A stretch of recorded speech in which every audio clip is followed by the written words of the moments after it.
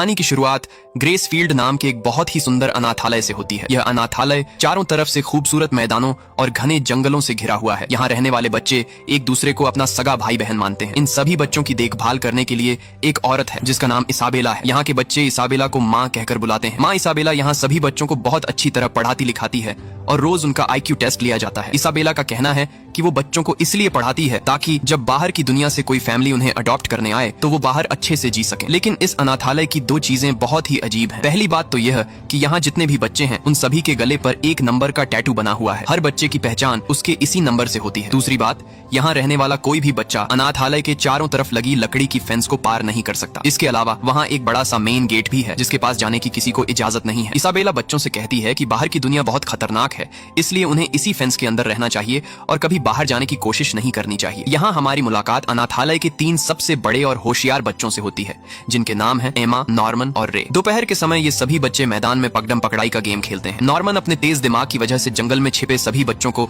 बहुत आसानी से ढूंढ निकालता है। यहाँ तक कि वो सबसे फुर्तीली एमा को भी अपनी चाल में फंसाकर पकड़ लेता है। यह गेम असल में इन बच्चों की दिमागी और शारीरिक कसरत का एक हिस्सा है जिससे उनकी सोचने की क्षमता बढ़ती है। इसी बीच अनाथालय में एक खबर आती है कि कानी नाम की एक 6 साल की छोटी बच्ची को एक फैमिली ने अडॉप्ट कर लिया है। कानी बहुत ही मासूम लड़की है जो हमेशा अपने हाथ में एक खरगोश का टेडी बियर रखती है जिसे वो अपना सबसे अच्छा दोस्त मानती है। अनाथालय का नियम है कि जो बच्चा एक बार यहाँ से अडॉप्ट होकर चला जाता है वो कभी वापस नहीं आता। शाम को कानी की विदाई होती है। सभी बच्चे बहुत उदास होते हैं। कानी रोते हुए सबसे वादा करती है कि वो बाहर की दुनिया में जाकर सबको लेटर्स जरूर भेजेगी। लेकिन यहाँ नॉर्मन और रे सोचते हैं कि आज तक जितने भी बच्चे यहाँ से गए किसी ने भी कभी कोई लेटर नहीं भेजा। खैर, माँ इसाबेला कानी का हाथ पकड़कर उसे मेन गेट की तरफ ले जाती है। कानी के जाने के थोड़ी देर बाद एमा और नॉर्मन हॉल की सफाई कर रहे होते हैं। तभी एमा की नजर टेबल पर पड़ती है जहाँ कानी का पसंदीदा टेडी बियर छूट गया था। एमा परेशान हो जाती है क्योंकि कानी इस टेडी के बिना कहीं नहीं जाती थी। तभी वहाँ रे आता है और कहता है कि मेन गेट की लाइट अभी भी जल रही है जिसका मतलब कानी अभी वहीं होगी। अगर तुम लोग जल्दी जाओ तो उसे ये टेडी बियर दे सकते हो। एमा और नॉर्मन जानते थे कि गेट के पास जाना नियम के खिलाफ है, फिर भी एमा और नॉर्मन हाथ में कानी का वो टेडी बियर लेकर तेजी से मेन गेट की तरफ भागते हैं। जब वो गेट के पास पहुंचते हैं तो उन्हें वहाँ एक बड़ा ट्रक खड़ा दिखाई देता है। उन्हें लगता है कि कानी शायद इसी ट्रक के अंदर होगी। नॉर्मन और एमा ट्रक के अंदर की तरफ झांकते हैं लेकिन अंदर का नजारा देखते ही दोनों के होश उड़ जाते हैं। ट्रक के अंदर कानी की डेड बॉडी रखी हुई थी और उसके सीने पर एक लाल रंग का फूल रखा हुआ था। एमा डर के मारे कांपने लगती है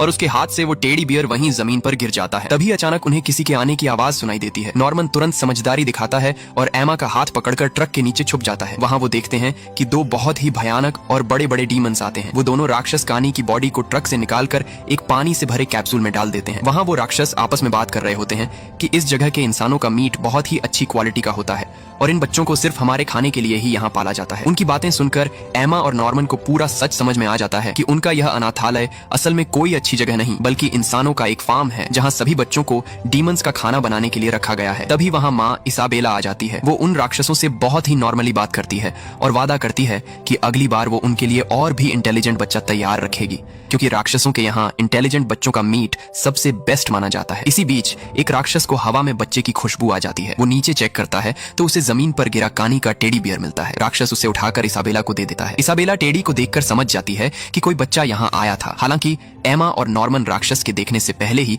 वहां से भागकर सीधे जंगल में पहुंच जाते हैं। जंगल में एमा बैठकर रोने लगती है। उसे यकीन नहीं हो रहा था कि उसकी प्यारी इसाबेला एक बुरी इंसान है और वो जहाँ रहती है वो जगह कोई अच्छी जगह नहीं बल्कि इंसानों का एक फार्म है। नॉर्मन उसे शांत करता है और कहता है कि हमें इस अनाथालय से भागना होगा। इस पर एमा कहती है, हम यहाँ से अकेले नहीं भागेंगे बल्कि अनाथालय के बाकी सभी बच्चों को भी अपने साथ लेकर जाएंगे। नॉर्मन भी उसका साथ देने का वादा करता है। अगले दिन एमा और नॉर्मन अनाथालय के माहौल में बिल्कुल नॉर्मल रहने की कोशिश करते हैं ताकि इसाबेला को उन पर कोई शक न हो। दोनों चुपके से अनाथालय की उस फेंस के पास जाते हैं। नॉर्मन एमा से कहता है, यहाँ से भागने के लिए हमें बहुत ही पक्की और मजबूत प्लानिंग करनी होगी। जब तक हमारा पूरा प्लान तैयार नहीं हो जाता तब तक हम बाकी बच्चों को इस सच के बारे में कुछ नहीं बताएंगे वरना सब डर जाएंगे। इसके बाद दोनों उस एरिया की जांच करने के लिए फेंस को पार करते हैं। जंगल के आखिर में पहुंचकर वो देखते हैं कि आगे एक बहुत ही ऊंची और विशाल दीवार बनी हुई है। उस दीवार को बिना किसी मदद के पार करना नामुमकिन था। नॉर्मन समझ जाता है कि दीवार पर चढ़ने के लिए उन्हें अनाथालय से कुछ मजबूत रस्सियों का इंतजाम करना होगा। दूसरी तरफ मैदान में खेल रहे बच्चे अचानक परेशान हो जाते हैं क्योंकि उनमें से एक छोटी लड़की गायब हो गई थी। तभी माँ इसाबेला वहाँ आती है और बच्चों को परेशान देखकर बिल्कुल नहीं घबराती। वो तुरंत अपनी जेब से एक अजीब सी घड़ी जैसी दिखने वाली मशीन निकालती है, उसकी स्क्रीन पर कुछ चेक करती है और सीधे जंगल की ओर चली जाती है। सिर्फ कुछ ही सेकंड में इसाबेला उस खोई हुई लड़की को अपने साथ मैदान में वापस ले आती है। ये देखकर एमा और नॉर्मन समझ जाते हैं कि इसाबेला ने सभी बच्चों के शरीर में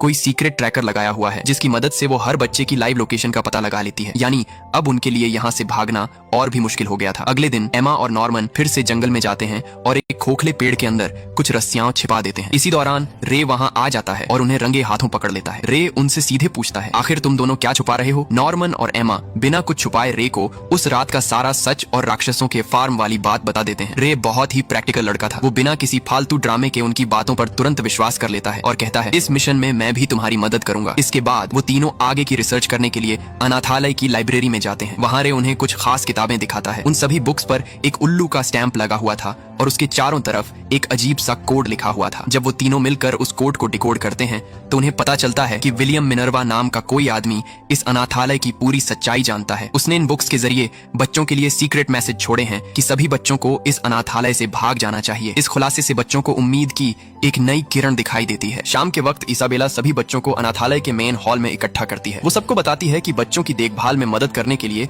आज से यहाँ एक नई असिस्टेंट आई है, जिसका नाम सिस्टर क्रोम है। क्रोम दिखने में काफी अजीब और डरावनी लग रही थी। उसे देखते ही एमा, नॉर्मन और रे थोड़े परेशान हो जाते हैं, क्योंकि अब अनाथालय में उन पर नजर रखने के लिए एक की जगह दो दुश्मन आ चुके थे, जिनसे बचकर भागना और भी मुश्किल होने वाला था। अगले दिन एमा, नॉर्मन और रे एक नई चाल चलते हैं। वो अनाथालय के सभी बच्चों को इकट्ठा करते हैं और जंगल में पकड़म पकड़ाई का गेम खेलने लगते हैं। लेकिन इस बार ये तीनों इस गेम के जरिए बाकी बच्चों को छिपना और अपनी जान बचाकर भागना सिखा रहे थे, ताकि भागने वाले दिन बच्चे पैनिक न हो। उसी रात एमा, नॉर्मन और रे चुपके से मिलते हैं। नॉर्मन कहता है कि आज गेम के दौरान मैंने एक बात नोटिस की। हम जो भी प्लानिंग कर रहे हैं उसकी भनक इसाबेला को पहले ही लग जाती है। इसका मतलब साफ है कि इन बच्चों के बीच ही कोई ऐसा बच्चा है जो इसाबेला का जासूस है और हमारी हर एक हरकत की रिपोर्ट इसाबेला को दे रहा है। जासूस का पता लगाने के लिए नॉर्मन एक तगड़ा प्लान बनाता है। वो अपनी ही उम्र के दो और बच्चों डॉन और गिल्डा को टीम में शामिल करने का फैसला करता है, जिस पर उन्हें शक था। जब नॉर्मन और एमा उन दोनों को अनाथालय और राक्षसों का सच बताते हैं तो डॉन को उनकी बातों पर बिल्कुल विश्वास नहीं होता। तब एमा डॉन को रोते हुए कहती है कि हम झूठ नहीं बोल रहे हैं,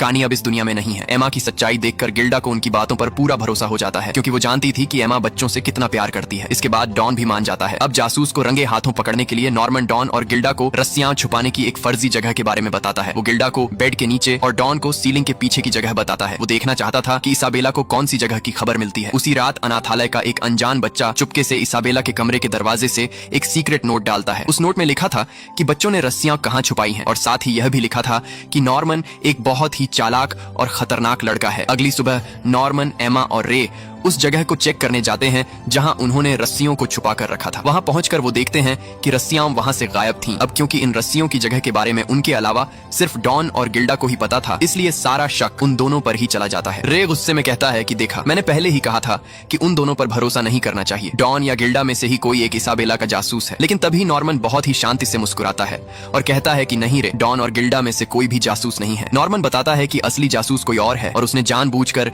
तीसरी लोकेशन की जानकारी केवल एक खास व्यक्ति को दी थी। ये सुनकर रे चौंक जाता है। नॉर्मन धीरे से उसकी तरफ देखकर कहता है कि असली जासूस तुम हो। रे चुप हो जाता है और सच्चाई स्वीकार कर लेता है कि वह शुरू से इसाबेला के लिए काम कर रहा था, क्योंकि वह अपनी जान बचाना चाहता था और अकेले भाग नहीं सकता था। रे आगे बताता है कि खुद को जिंदा रखने के लिए मैंने इसाबेला के सामने एक सौदा रखा। मैंने उससे कहा कि मैं बच्चों के बीच रहकर उसके लिए जासूसी करूंगा और बदले में वो मेरे एडॉप्शन का टाइम बढ़ा देगी। रे कहता है कि मैं यहाँ से अकेले बाहर नहीं भाग सकता था, मुझे तुम दोनों की जरूरत थी, इसीलिए मैंने खुद जानबूझकर कानी के उस टेडी बियर को टेबल पर छोड़ा था और तुम्हें हिंट दिया था कि मेन गेट की लाइट चालू है। मैं चाहता था कि तुम और एमा वहां जाओ और अपनी आंखों से फार्म का सच देख सको, ताकि तुम भागने का प्लान बनाओ और मैं तुम्हारे साथ यहाँ से निकल सकूं। रे की ये पूरी सच्चाई सुनकर नॉर्मन और एमा को बड़ा झटका लगता है, लेकिन वो जानते थे कि रे दिल का बुरा नहीं है, वो बस खुद को बचाना चाहता था। एमा रे से कहती है कि भले ही तुमने जो किया वो गलत था, लेकिन हम आज भी तुम पर पूरा भरोसा करते हैं। इसके बाद वो दोनों रे को अपनी टीम से बाहर निकालने के बजाय उसे एक डबल स्पाई बना देते हैं। यानी अब रे इसाबेला के सामने नाटक तो जासूसी का करेगा, लेकिन असल में वो उनकी सारी इन्फॉर्मेशन नॉर्मन और एमा को देगा। इसके बाद रे उन्हें अपने कमरे में ले जाता है और फर्श के नीचे बने एक सीक्रेट होल को दिखाता है। इस होल में रे ने इसाबेला से छिपाई हुई बहुत सारी चीजें रखी थी, जैसे कुछ गैस के कैन और एक खास गैजेट। रे बताता है कि यह गैजेट उसने खुद अपने दिमाग से तैयार किया है। ये गैजेट बच्चों के शरीर में लगे ट्रैकर के सिग्नल को पूरी तरह ब्लॉक कर सकता है, जिससे इसाबेला को उनकी लोकेशन का पता नहीं चलेगा। शाम को रे इसाबेला के पास जाता है। वो इसाबेला का ध्यान भटकाने के लिए उससे एक झूठ बोलता है कि माँ, एमा और नॉर्मन बहुत शातिर हो रहे हैं और वो आपके खाने में जहर मिलाने की प्लानिंग कर रहे हैं। लेकिन तभी इसाबेला रे को कहती है कि रे, तुम्हारी जासूसी का काम बहुत अच्छा है, लेकिन नियम के मुताबिक कुछ ही महीनों बाद तुम्हें भी भी अडॉप्ट कर लिया जाएगा। यानी अब रे की मौत का समय भी तय हो चुका था। इसाबेला की बात सुनकर रे अंदर से पूरी तरह हिल जाता है, लेकिन वो अपने चेहरे पर डर नहीं आने देता और वहां से चुपचाप निकल जाता है। अगले दिन पांचों बच्चे अपनी नई रस्सियों का टेस्ट करने के लिए उस विशाल दीवार के पास जाते हैं। वो देखना चाहते थे कि रस्सी दीवार पर टिक पाएगी या नहीं, लेकिन जैसे ही वो दीवार के पास पहुंचते हैं, सिस्टर क्रोम वहां आ जाती है और उन्हें रंगे हाथों पकड़ लेती है। बच्चों को लगता है कि अब उनका खेल खत्म हो चुका है और क्रोम जाकर इसाबेला को सब कुछ बता देगी। लेकिन तभी क्रोम कुछ ऐसा करती है जिसकी उम्मीद किसी को नहीं थी। वो कहती है कि डरो मत, मैं इसाबेला को इस बारे में कुछ नहीं बताऊंगी। मैं तो खुद तुम बच्चों की मदद करना चाहती हूँ ताकि तुम यहाँ से भाग सको। बच्चों को उसकी बातों पर बिल्कुल भरोसा नहीं होता। तब क्रोम अपनी कॉलर हटाकर एक निशान दिखाती है। वो बताती है कि मेरी बॉडी के अंदर एक सीक्रेट चिप लगी हुई है। अगर कोई भी बच्चा मेरी सिक्योरिटी से भाग जाता है या मैं इसाबेला के खिलाफ जाती हूँ तो इस अनाथालय के हेडक्वार्टर वाले इस चिप के जरिए मुझे करंट देकर सीधे मार डालेंगे। क्रोम आगे बताती है कि वो इसी अनाथालय में पली बड़ी है। वो इसाबेला को हटाकर खुद इस फार्म की मां बनना चाहती थी ताकि अपनी जान बचा सके। उसी रात वो पांचों बच्चे सिस्टर क्रोम के कमरे में जाते हैं। वहां क्रोम उन्हें इस दुनिया का असली और सबसे खौफनाक इतिहास सुनाती है। वो बताती है कि आज से करीब 1000 साल पहले इंसानों और डीमंस के बीच एक बहुत ही भयानक युद्ध शुरू हुआ था, जिसमें दोनों तरफ के लाखों लोग मारे गए थे। इस तबाही को रोकने के लिए दोनों ग्रुप्स के बीच एक समझौता हुआ जिसका नाम रखा गया इद प्रॉमिस। इस प्रॉमिस के मुताबिक इंसानों और राक्षसों ने अपनी दुनिया को 2 अलग अलग हिस्सों में बांट लिया। राक्षसों ने वादा किया कि वो अब इंसानों की दुनिया में जाकर उन पर हमला नहीं करेंगे, लेकिन इस शांति के बदले में इंसानों को एक बहुत ही क्रूर शर्त माननी पड़ी। शर्त यह थी कि राक्षसों को खाने के लिए इंसानी बच्चों की सप्लाई दी जाएगी। इसी शर्त को पूरा करने के लिए इस दुनिया में ग्रेस फील्ड जैसे कई सीक्रेट फार्म्स बनाए गए जहां अनाथ बच्चों को बहुत अच्छे माहौल में पाला पोसा जाता है। क्रोम आगे बताती है कि राक्षसों को जितना ज्यादा इंटेलिजेंट बच्चा खाने को मिलता है, उनका दिमाग उतना ही ज्यादा समझदार और ताकतवर होता जाता है। अगर वो इंसानी दिमाग नहीं खाएंगे तो वो जानवरों जैसे जंगली बन जाएंगे। इसी वजह से इसाबेला बच्चों को इतना ज्यादा पढ़ाती है और उनका रोज IQ टेस्ट लेती है। इसी बातचीत के दौरान बच्चे क्रोम से उनके कानों में लगे ट्रैकर के बारे में पूछते हैं। क्रोम बताती है कि सभी बच्चों के कानों के पीछे एक बहुत ही छोटा ट्रैकर लगाया गया है जिससे इसाबेला अपनी घड़ी में सबकी लोकेशन देख सकती है। अब क्योंकि रे पहले ही इस ट्रैकर को ब्लॉक करने का गैजेट बना चुका था, इसलिए बच्चों के चेहरे पर कोई डर नहीं दिखता। बच्चों का यह कॉन्फिडेंस देखकर क्रोम समझ जाती है कि इन बच्चों को ट्रैकर को बेकार करने का तरीका मिल चुका है। अगले दिन क्रोम बच्चों के रूम में थी, तभी वहां इसाबेला आ जाती है। इसाबेला के हाथ में एक लेटर था। इसाबेला वो लेटर क्रोम के हाथ में थमा देती है और बताती है कि हेडक्वार्टर से ऑर्डर आया है कि तुम्हें दूसरे अनाथालय में मान की पोस्ट दी जा रही है, इसलिए तुम्हें इसी वक्त ग्रेसफील्ड हाउस छोड़कर जाना होगा। ये खबर सुनकर सिस्टर क्रोम को बहुत बुरी लगती है। वो अच्छी तरह जानती थी कि इसाबेला उसे प्रमोशन नहीं दे रही बल्कि रास्ते से हटा रही है, क्योंकि इसाबेला को क्रोम की चालबाजी का पता चल चुका था। क्रोम समझ जाती है कि अब उसका बचना नामुमकिन है। अनाथालय से निकलने से पहले क्रोम बच्चों की मदद करने के लिए एक स्पेशल पेन छोड़कर चली जाती है। जब क्रोम अनाथालय के मेन गेट पर पहुंचती है तो वहां उसकी मुलाकात इस पूरे सिस्टम की सुपरवाइजर से होती है, जिसे सभी लोग दादी कहकर बुलाते थे। क्रोम अपनी जान बचाने के आखिरी मौके के तौर पर दादी को बताती है कि ग्रेस फील्ड के बच्चे बहुत शातिर हैं और वो यहाँ से भागने का प्लान बना रहे हैं और इसाबेला इस बात को छुपा रही है। लेकिन दादी क्रोम की एक नहीं सुनती। दादी कहती है कि इसाबेला मेरा सबसे पसंदीदा है और वो बच्चों को कभी भागने नहीं देगी। तभी अंधेरे कॉरिडोर से एक बहुत ही भयानक और बड़ा राक्षस बाहर निकलता है। क्रोम डर के मारे चिल्लाने लगती है, लेकिन दादी के इशारे पर वो राक्षस क्रोम पर हमला कर देता है और उसे वहीं मार डालता है। सिस्टर क्रोम के जाने के बाद एमा और नॉर्मन बिना वक्त गंवाए अपनी प्लानिंग के अगले हिस्से पर काम करना शुरू कर देते हैं। वो दोनों चुपके से उस विशाल दीवार की तरफ जाते हैं ताकि उस पर चढ़कर बाहर की दुनिया का रास्ता देख सकें। दूसरी तरफ रे अनाथालय के अंदर ही रुकता है और इसाबेला को अपनी बातों में उलझा कर रखता है ताकि उसका ध्यान दीवार की तरफ न जाए। लेकिन इसाबेला इन बच्चों से कहीं ज्यादा चालाक थी। उसे रे की बातों पर पहले से ही शक था, इसलिए वो रे की किसी भी बात में नहीं आती और उसे एक खाली कमरे में लॉक कर देती है। फिर इसाबेला सीधे जंगल की तरफ बढ़ जाती है। कमरे में बंद रे को बचाने के लिए वहां डॉन आ जाता है। डॉन जल्दी से उस कमरे का लॉक तोड़कर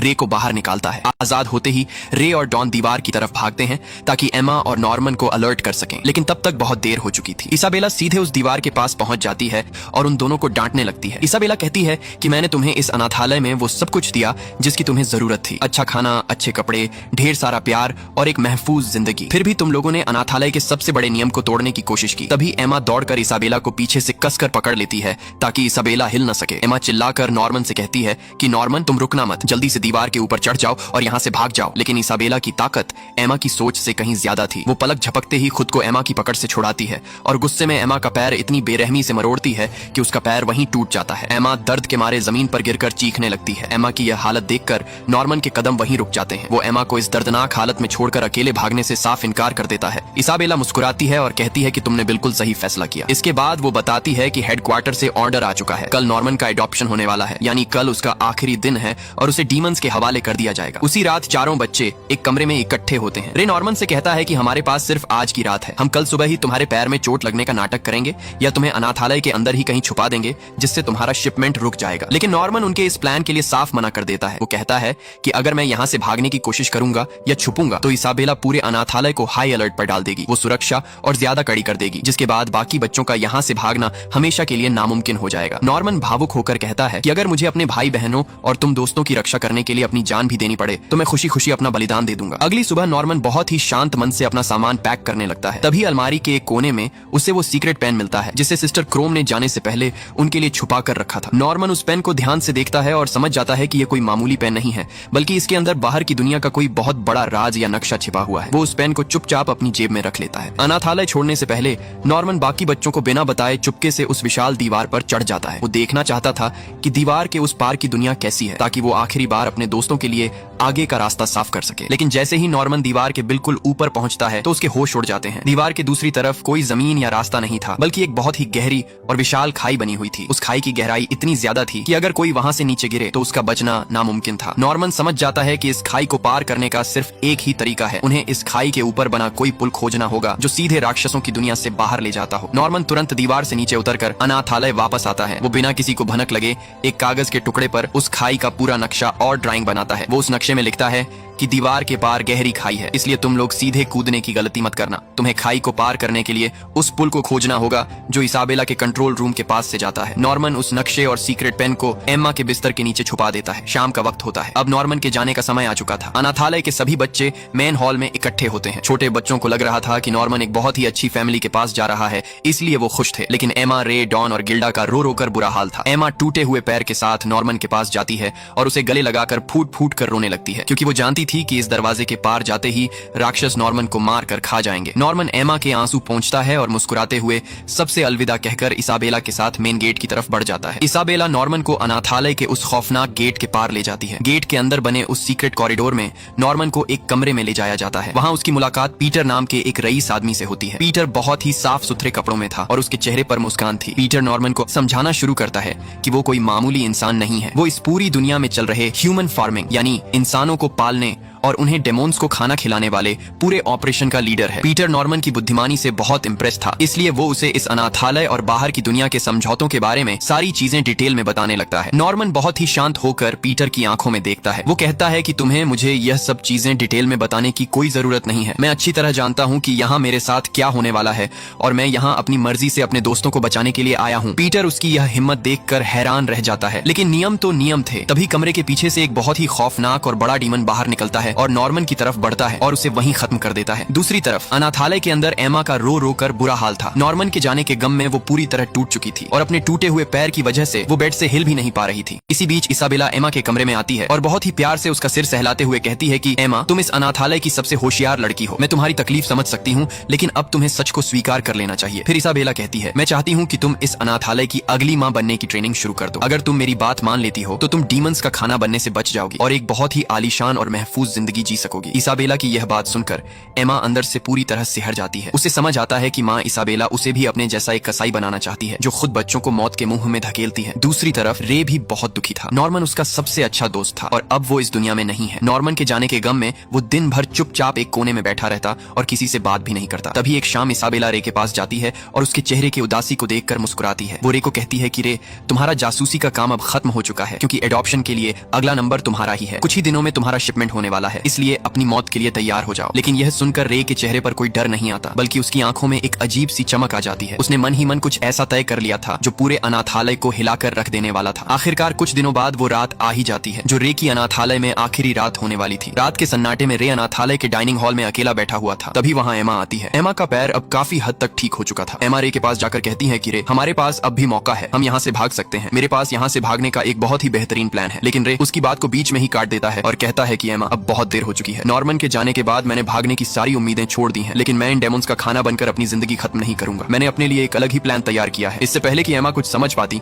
रे माचिस की तीली जलाकर खुद के कपड़ों पर फेंक देता है। देखते ही देखते आग की ऊंची ऊंची लपटें रे को अपनी चपेट में ले लेती हैं और पूरे कमरे में धुआं फैलने लगता है। एमा यह खौफनाक नजारा देखकर बुरी तरह चिल्लाने लगती है। आग की लपटों और एमा के रोने की आवाज सुनकर इसाबेला पागलों की तरह दौड़ती हुई डाइनिंग हॉल की तरफ आती है। जैसे ही वो कमरे का नजारा देखती है उसके होश उड़ जाते हैं। पूरा कमरा आग की चपेट में था। एमा रोते हुए कहती है कि माँ देखो, रे ने खुद को आग लगा ली, वो इस आग के अंदर है। इसाबेला बुरी तरह घबरा जाती है। वो तुरंत अपनी जेब से वो घड़ी जैसी मशीन निकालती है ताकि रे के ट्रैकर की लोकेशन देख सके। स्क्रीन पर रे का सिग्नल उसी आग के ठीक बीचों बीच दिखाई दे रहा था। इसाबेला को पक्का यकीन हो जाता है कि रे आग के अंदर ही जल रहा है। इसाबेला बिना कोई वक्त गंवाए कमरे में रखी आग बुझाने वाली गैस उठाती है और पागलों की तरह आग को काबू करने में लग जाती है। लेकिन जैसे ही इसाबेला का ध्यान आग बुझाने पर जाता है, एमा चुपके से वहां से गायब हो जाती है। जब इसाबेला पीछे मुड़ती है तो देखती है कि एमा वहां नहीं थी। सिर्फ इतना ही नहीं, जब वो फर्श को ध्यान से देखती है तो उसे वहां खून की कुछ बूंदें और एक कटी हुई इंसानी खाल का टुकड़ा दिखाई देता है। ये देखते ही इसाबेला को समझ आ जाती है कि बच्चों ने उसके साथ धोखा किया है। अब इसाबेला को समझ आ चुका था कि रे मरा नहीं है, बल्कि यह सब उसे चकमा देने के लिए किया गया था। यहाँ कहानी में एक फ्लैशबैक दिखाया जाता है। असल में जब नॉर्मन इस अनाथालय से विदा हुआ था तो उसने जाने से पहले एमा के लिए बिस्तर के नीचे जो नक्शा और सीक्रेट नोट छोड़ा था उसमें एक बहुत ही पक्की प्लानिंग लिखी हुई थी। नॉर्मन जानता था कि रे खुद को आग लगाने की सोच रहा है, इसलिए नॉर्मन ने नोट में एमा को समझाया था कि रे की इस जिद को ही हमें अपना सबसे बड़ा हथियार बनाना होगा। नॉर्मन के जाने के बाद एमा ने वो सीक्रेट नोट चुपके से डॉन और गिल्डा को दिखा दिया था। पिछले कुछ दिनों से जब एमा अपने पैर की चोट की वजह से बिस्तर पर होने का नाटक कर रही थी, तब डॉन और गिल्डा बाकी बड़े बच्चों के साथ मिलकर अनाथालय के अंदर ही भागने की पूरी तैयारी कर रहे थे। इस पूरे प्लान की भनक रे को भी नहीं थी, क्योंकि रे पर इसाबेला 24 घंटे नजर रखती थी। अब कहानी प्रेजेंट में आती है। असल में जब रे डाइनिंग हॉल में खुद पर तेल छिड़क कर आग लगाने जा रहा था, तब एमा ने आखिरी पल में रे को पीछे खींच लिया था। इसके बाद एमा ने एक तेज चाकू निकाला और बहुत ही फुर्ती से रे के कान के पीछे कट लगाकर उस सीक्रेट ट्रैकर को शरीर से बाहर निकाल दिया। यही वजह थी कि वहां जमीन पर खून और खाल का टुकड़ा गिरा था। एमा ने उस कटे हुए ट्रैकर को और रे के कुछ पुराने कपड़ों को आग में डाल दिया था ताकि इसाबेला की मशीन में यही दिखे कि रे आग के अंदर ही मौजूद है। इस तरह इसाबेला आग बुझाने में उलझ गई और बच्चों को वहां से निकलने का पूरा मौका मिल गया। इसके बाद एमा ने चाकू से अपने कान का ट्रैकर भी बाहर निकाल फेंका और रे को लेकर सीधे जंगल की तरफ भाग निकली। भागते हुए रे हैरान होकर एमा से पूछता है कि लेकिन बाकी बच्चों का क्या हम उन्हें यहीं छोड़ रहे हैं? तब एमा मुस्कुराते हुए कहती है कि नहीं रे, डॉन और गिल्डा ने पहले ही सभी बड़े बच्चों के ट्रैकर निकाल दिए हैं और वो सब दीवार की तरफ बढ़ चुके हैं। लेकिन हम 4 साल से छोटे बच्चों को अपने साथ नहीं ले जा रहे हैं,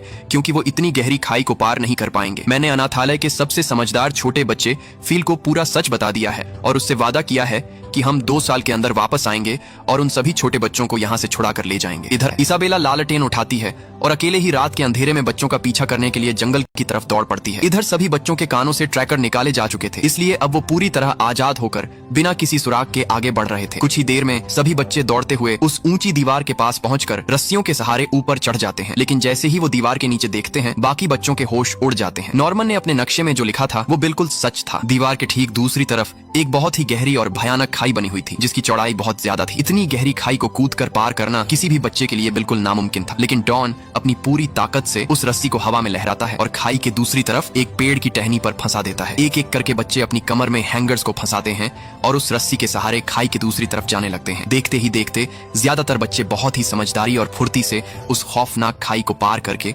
दूसरी तरफ की सुरक्षित जमीन पर पहुंच जाते हैं। अब दीवार पर सिर्फ एमा अकेली बची हुई थी। वो जैसे ही दूसरी तरफ जाने के लिए रस्सी पकड़ती है, तभी वहां इसाबेला आ जाती है। इसाबेला एमा को कहती है कि रुक जाओ एमा, आगे मत बढ़ना, तुम लोग इस बाहर की खतरनाक दुनिया में कभी जिंदा नहीं रह पाओगे। इसाबेला को अपने ठीक सामने देखकर एमा एक पल के लिए सहम जाती है, लेकिन वो तुरंत खुद को संभालती है। उसकी आंखों में इसाबेला के लिए अब कोई डर नहीं था। एमा कहती है, अलविदा माँ, हम बाहर की दुनिया में अपनी किस्मत खुद तय करेंगे। ये कहते ही एमा बिना कोई वक्त गंवाए रस्सी को पकड़ती है और हवा में छलांग लगा देती है। वो बहुत ही फुर्ती से जिप लाइन के सहारे उस गहरी खाई को पार करके दूसरी तरफ पहुंच जाती है। एमा के पहुंचते ही डॉन तुरंत चाकू से उस रस्सी को काट देता है। अब इसाबेला के पास उन तक पहुंचने का कोई रास्ता नहीं बचा था। दीवार पर खड़ी इसाबेला खाई के उस पार खड़े बच्चों को देखती है। वो चाहती तो अलार्म बजाकर हेडक्वार्टर से डेमोन्स की फौज बुला सकती थी, लेकिन वो ऐसा नहीं करती। बच्चों की इस कामयाबी और एमा की हिम्मत को देखकर इसाबेला का दिल पिघल जाता है। उसे अपना वो बचपन याद आ जाता है जब वो खुद इस फार्म से भागने का सपना देखती थी, लेकिन डर के मारे नहीं भाग पाई थी। इसाबेला के चेहरे पर एक हल्की मुस्कान आती है और वो उन बच्चों को कहती है कि जाओ बच्चों, अपनी जिंदगी जी लो और हमेशा खुश रहना। इसके बाद इसाबेला वापस अनाथालय लौट आती है। वो अनाथालय के बाकी बचे छोटे बच्चों को गले लगा लेती है और उनके साथ वहीं रुक जाती है। दूसरी तरफ सुबह की पहली किरण के साथ सभी बच्चे जंगल को पार करके एक बेहद खूबसूरत और खुली जगह पर आ जाते हैं। तभी एमा अपनी जेब से नॉर्मन का दिया हुआ वो सीक्रेट पेन निकालती है। जैसे ही वो उस पेन का बटन दबाती है, हवा में एक होलोग्राम स्क्रीन चालू हो जाती है। उस स्क्रीन पर बाहर की दुनिया का